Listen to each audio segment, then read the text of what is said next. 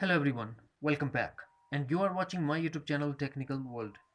Today in this video I will show you how to fix iPhone App Store says you must connect to Wi-Fi or cellular data network to access the App Store after the updating of iOS. Before start, please don't forget to subscribe and also press the bell icon to get latest video notifications. Let's start. We start from basic. The first and basic method is turn on App Store under cellular data.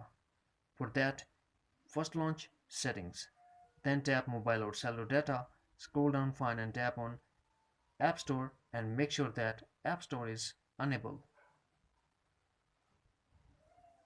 If you're still facing the same issue, then we go for some other solutions. Solution number 2. Enable and disable airplane mode. Launch settings, enable airplane mode. Now lock your iPhone for a couple of minutes, then unlock your iPhone and disable airplane mode. Number 3. Force restart your iPhone by pressing home button and the power button at the same time until Apple logo appears. And also depend on your iPhone model to force restart.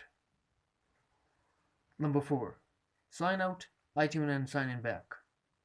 For that, first go to settings, tap on your profile name and tap media and purchases and tap sign out.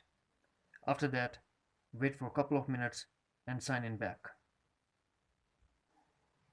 Number 5. Erase all content and settings. This process wipe out all data from your iPhone. Before starting this process, back up your iPhone. For that, first go to settings and tap general. Scroll down, find and tap on reset and tap erase all content and settings.